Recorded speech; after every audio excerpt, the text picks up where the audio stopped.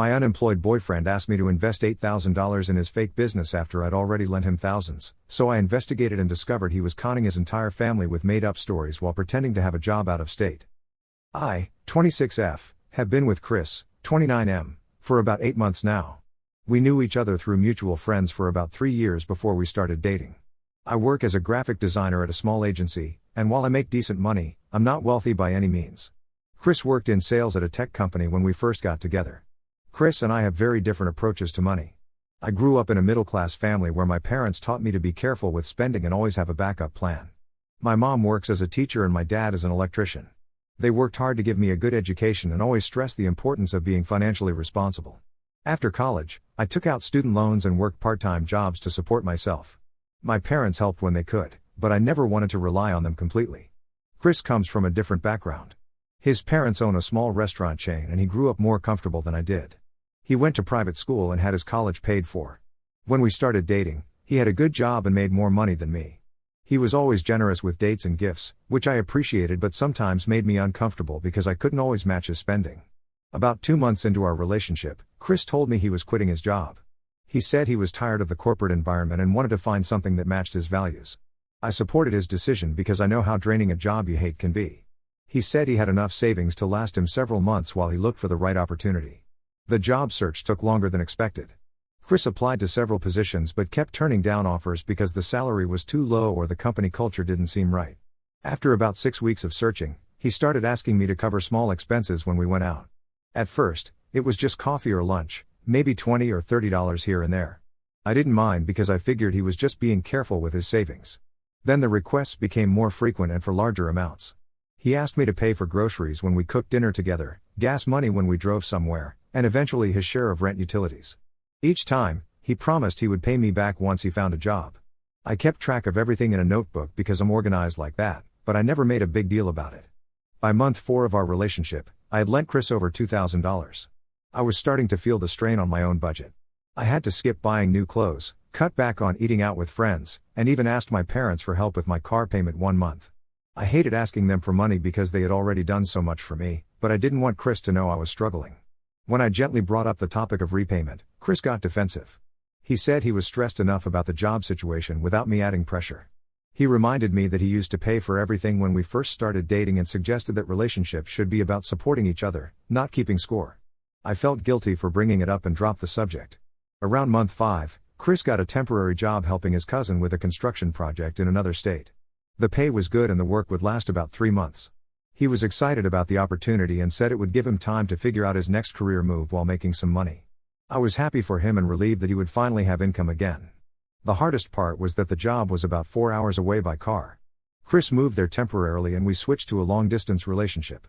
We talked on the phone most nights, but his work schedule was demanding and he was often tired. Our conversations became shorter and less frequent. Some nights, he would fall asleep while we were talking. Other nights, he wouldn't call at all because he was too exhausted. I missed him terribly during those 3 months. I threw myself into work and spent more time with friends, but I couldn't shake the feeling that our relationship was slowly falling apart. When we did talk, Chris seemed distant and stressed. He complained about the physical demands of the job and how much he missed being home. I tried to be supportive and remind him that it was only temporary. Our 8-month anniversary fell during his time away. I had planned to do something special when he returned, maybe cook his favorite meal or plan a weekend trip. 2 days before the anniversary, Chris called me around midnight. He was outside my apartment building and wanted to surprise me. I couldn't believe he had driven 4 hours after a long day of work just to see me. We spent the entire weekend together. He took me to brunch at my favorite restaurant, we walked around the downtown area, and spent hours just talking and catching up. It felt like the old days when we first started dating. For the first time in months, I felt like we were truly connected again. When Sunday evening came, I drove him back to his temporary housing so he wouldn't have to make the trip alone. We both cried a little when we said goodbye. The weekend had been exactly what our relationship needed, and I felt hopeful about our future together. Chris called me on Tuesday night with what he said was an important topic to discuss. He started by asking if I had enjoyed our anniversary weekend. I told him it was perfect and thanked him for making the effort to surprise me. Then he said something that caught me completely off guard. He asked me to send him money to cover his gas and hotel expenses from the weekend. He said he had calculated the total cost and it came to about $350. He explained that he was still trying to save money from his temporary job so he could move back home sooner, and the surprise trip had set him back financially. I sat there holding the phone, not sure if I had heard him correctly. I asked him to repeat what he had said. He explained again that he needed me to reimburse him for the anniversary surprise because he had done it for me and it was impacting his savings plan. I told him I was confused because I thought the surprise was a romantic gesture, not something I was expected to pay for. He said it was both, romantic and practical. He pointed out that I had been complaining about missing him, so he solved the problem by visiting. Since I was the one who benefited from the visit, it made sense for me to help cover the costs. I reminded him that he was now making good money at his temporary job and that I had been supporting him financially for months without asking for anything back. He said that was different because he had been unemployed then, but now he was working toward a specific goal of saving money to return home. The conversation went back and forth for over an hour. Chris kept insisting that I was being unreasonable and that couples should support each other's financial goals. He said he had sacrificed his time and energy to drive to see me when he could have been resting for work. I pointed out that no one had asked him to make the trip and that calling it a surprise while expecting payment was contradictory. Finally, I told him that if he wanted to start calculating costs for romantic gestures, then we needed to settle all the money he owed me first. I had been keeping track and the total was now close to $2,500. I said once he paid me back, we could discuss splitting the costs of future dates and trips. Chris became quiet for a moment, then said I was being vindictive. He accused me of bringing up old debts just to avoid helping him with the weekend costs. He said he never expected me to actually want all that money back because he knew I was financially stable and didn't need it. I explained that my financial stability came from careful budgeting and that lending him money had actually strained my own finances. I told him about having to ask my parents for help with my car payment and how I had been cutting back on my own expenses to support him. He said that proved I had family support available, which he didn't have. The argument escalated from there. Chris said I was being petty and that keeping track of every dollar showed I didn't trust him. I said that asking for payment after a romantic surprise showed he didn't understand what romance meant. He hung up on me after saying he needed time to think about whether he wanted to be with someone who would throw money in his face during an argument. I haven't heard from him since that phone call 3 days ago. I keep going back and forth about whether I was too harsh. Part of me wonders if I should have just paid for the weekend to avoid the fight. But another part of me feels like he completely changed the meaning of what should have been a special memory for us. I talked to my sister about it and she said Chris was being manipulative. She pointed out that he had no problem asking me for money when he needed it, but got angry when I brought up what he owed me. My best friend from work thinks I should have seen this coming based on his pattern of borrowing money. I'm not sure what to do next. I care about Chris and I don't want our relationship to end over money, but I also feel like he crossed a line by expecting payment for a surprise. Am I being unreasonable for refusing to pay for the anniversary weekend? Should I have handled this differently? Update 1. I wanted to update everyone who commented on my original post about Chris expecting me to pay for his anniversary surprise. The situation has gotten much more complicated since then. After Chris hung up on me, I didn't hear from him for almost a week. I sent him a text after 3 days asking if we could talk, but he didn't respond. I was starting to think our relationship was over when he finally called me the following weekend. Chris apologized for hanging up and said he had been thinking about our argument. He said he realized he had been insensitive about the money issue and that he wanted to work things out. He explained that the stress of the temporary job and being away from home had made him focus too much on practical concerns instead of appreciating our relationship. I was relieved to hear from him and grateful that he acknowledged his mistake. We talked for about 2 hours that night, and it felt like we were getting back to a good place. He said he would pay me back gradually once he returned from his temporary job, and we agreed to be more open about money issues in the future. Chris returned home about 2 weeks after that conversation. His temporary job had ended and he was back to looking for permanent work. I was excited to see him and hoped we could get our relationship back on track. We met for dinner at a restaurant near his apartment, and everything seemed normal at first. During dinner, Chris mentioned that he had been talking to his parents about his job search. He said they had offered to help him start his own consulting business, but he would need some initial capital to get started. He explained that he had been researching the market and believed he could make good money if he could just get the business off the ground. I was supportive of his entrepreneurial goals and asked him more about his business plan. He talked about his ideas for about 20 minutes, and I could see he was passionate about the concept. Then he said something that made me uncomfortable. Chris said he had calculated that he would need about $8,000 to properly launch his business. He had some savings from his temporary job, but not enough to cover everything. He asked if I would consider investing in his business as a partner. He said it would be a way for us to build something together while also helping him achieve his professional goals. I was taken aback by the proposal. I told him I would need to think about it and understand more about the business plan before making any financial commitment. He seemed disappointed by my response and said he had hoped I would be more enthusiastic about the opportunity. The rest of the dinner was awkward. Chris kept bringing up the business idea and pointing out all the reasons why it was a good investment. He mentioned several times that I was in a position to help him in a way that his other friends couldn't. He also brought up the money he owed me and suggested that instead of paying me back, we could consider it an advance on my investment in his business. I told him I needed time to process everything and that we should talk about it later. He drove me home and walked me to my door, but the conversation remained tense. Before he left, he said he hoped I would consider how this opportunity could benefit both of us. Over the next few days, I thought about Chris's proposal. I researched small business statistics and talked to my father, who has experience with starting his own electrical contracting business. My dad pointed out several red flags, including the fact that Chris had no concrete business plan, no market research, and no experience running a company. I also realized that Chris's request felt similar to our earlier money issues. He was asking me to take on financial risk while he pursued his goals, but there was no guarantee I would see any return on my investment. The fact that he wanted to count my previous loans as part of my investment also bothered me. When I called Chris to discuss my concerns, he became defensive. He said I was being overly cautious and that successful relationships require taking risks together. He pointed out that his parents had faith in his abilities and that my hesitation showed I didn't believe in him. I explained that my concerns were about the business plan, not his abilities. I suggested he spend more time developing a detailed proposal with financial projections and market analysis. He said that kind of formal planning was unnecessary and that he was confident in his instincts about the market. The conversation became heated when I told him I wasn't comfortable with the investment at this time. Chris said I was being selfish and that I was putting money ahead of our relationship. He accused me of not wanting to see him succeed and suggested that I was intimidated by the idea of him becoming financially independent. I tried to explain that I supported his goals but needed to protect my own financial security. He said that was exactly the kind of thinking that kept people from achieving their dreams. He brought up the fact that I had been able to ask my parents for help with my car payment, which he said proved I had financial support available. Chris then said something that really hurt. He told me that he was starting to question whether we were compatible long-term because we had such different approaches to money and risk-taking. He said he needed a partner who would be willing to invest in their shared future, not someone who would count every dollar. I pointed out that he had been comfortable with me supporting him financially when he was unemployed, but now he was criticizing me for being careful with money. He said that was different because he had been going through a difficult time, but this was about building something positive together. The argument ended with Chris saying he needed to think about what he wanted in a relationship.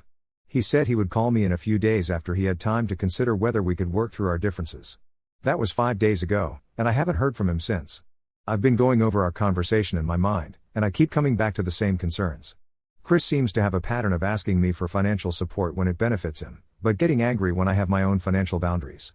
He's never paid back any of the money he borrowed during his unemployment, and now he wants me to invest even more money in his untested business idea. My sister thinks Chris is taking advantage of me and that I should end the relationship. She pointed out that he's been quick to ask for my financial support but has never offered to help me with my own expenses or goals. My coworker who went through a similar situation with her ex-boyfriend said that money issues rarely get better in relationships and usually get worse over time. I'm starting to wonder if Chris and I are as incompatible as he suggested. I believe in supporting your partner, but I also think both people need to contribute to the relationship in meaningful ways. I'm not sure Chris sees it that way. Update 2: I have a final update about my situation with Chris. Things have taken a turn that I never expected, and I learned some information that completely changed how I view our entire relationship. After my last update, Chris and I didn't speak for about 3 weeks. I was actually starting to feel better about the situation and had begun focusing on other things in my life. I picked up some freelance design projects to earn extra money and started spending more time with friends I had neglected during our relationship. Then Chris called me out of nowhere on a Tuesday night.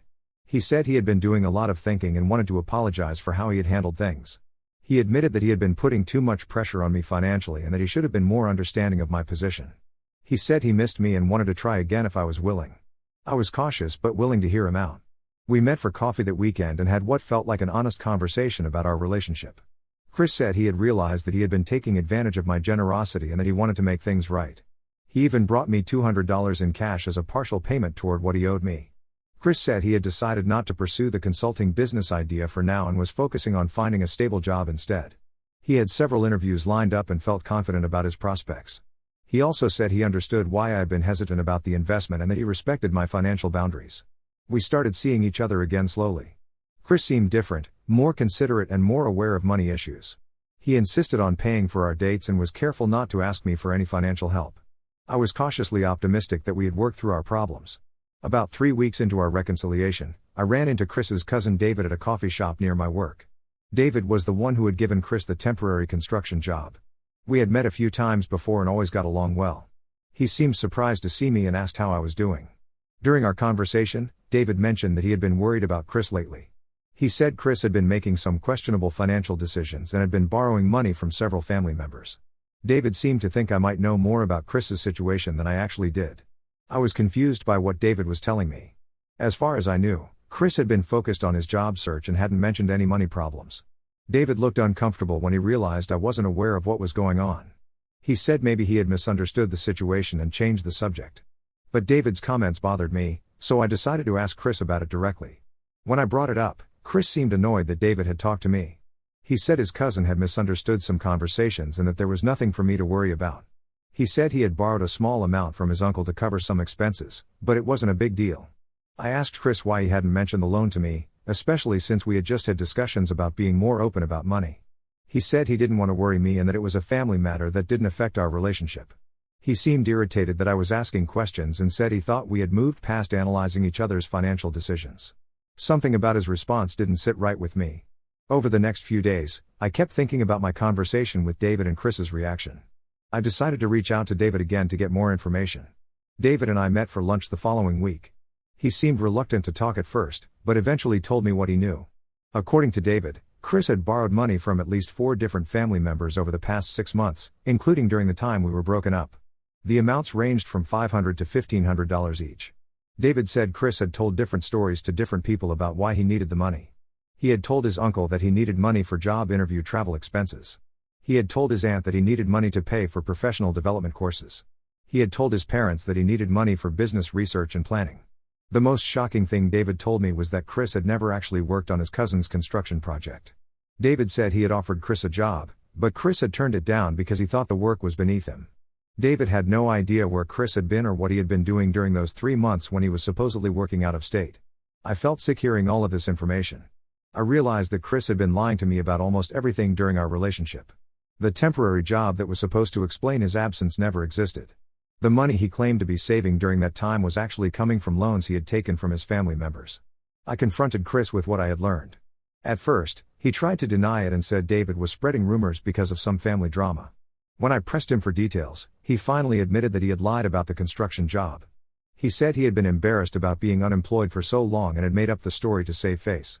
Chris claimed that he had been using the time to work on his business plan and do market research. He said he had been networking and meeting with potential clients, which was why he needed the money from his family members. He insisted that everything he had done was in service of building a better future for both of us. When I asked him why he had lied to me specifically, Chris said he was afraid I would break up with him if I knew he was still unemployed. He said he knew I was already stressed about the money I had lent him, and he didn't want to add to my concerns. He claimed he had been trying to protect our relationship by keeping his problems to himself. I pointed out that he had been asking me for money during the same time period when he was borrowing from his family members. Chris admitted that he had been getting financial help from multiple sources, but he said it was because he was trying to get back on his feet without burdening any one person too much. The conversation became very tense when I asked Chris about the $200 he had given me as partial repayment. He eventually admitted that he had borrowed that money from his grandmother specifically to pay me back. He said he wanted to show me that he was serious about making things right, even if it meant taking on more debt to do it. I realized that Chris had been running an elaborate web of lies and financial manipulation for months. He had been borrowing money from his family members under false pretenses, lying to me about his employment status, and using borrowed money to pay back his debts to me. He had created a cycle where he was constantly taking money from new sources to pay back old debts. I told Chris that I couldn't continue a relationship built on lies and financial deception. He became defensive and said I was overreacting to what he called a temporary situation. He claimed that he would pay everyone back once his business got off the ground and that his lies had been motivated by love and ambition, not malice. Chris asked me to give him one more chance to prove himself. He said he would get a regular job and pay back all his debts systematically. He promised to be completely honest with me going forward and said he had learned from his mistakes. I told Chris that I couldn't trust him after learning about his pattern of deception. I said I needed him to stay away from me while I processed everything I had learned. He left my apartment that night and I blocked his number and social media accounts. 2 weeks later, I received a text from David saying that Chris had asked to borrow money from him as well. David had turned him down and wanted to make sure I knew that Chris was still trying to borrow money from people. David also mentioned that Chris's parents had found out about some of his other loans and were not happy about the situation. I never heard from Chris directly again, but I did receive a call from his mother about a month later. She asked me to call her back, but I decided not to engage with his family members. I figured that whatever Chris had told them about our relationship was probably not accurate anyway. I eventually got tired of carrying the debt that Chris owed me, so I wrote it off as a loss. I realized that trying to get repayment from someone who was already borrowing money from multiple people was pointless. I focused on rebuilding my own financial stability and moving forward with my life. Looking back, I can see that there were warning signs about Chris's relationship with money from the very beginning. He was comfortable asking for financial help but never offered to contribute to shared expenses. He always had elaborate explanations for his financial problems, but the explanations kept changing. He was quick to make promises about repayment but never followed through on them. I learned that financial compatibility is just as important as emotional compatibility in a relationship. I also learned that supporting a partner doesn't mean accepting lies or manipulation. I'm grateful that I found out about Chris's deception before I made any larger financial commitments like the business investment he had proposed. I'm doing well now and have been focusing on my own goals and interests. I'm not actively dating yet, but I feel like I have a much better understanding of what I want in a partner and what red flags to watch for in future relationships.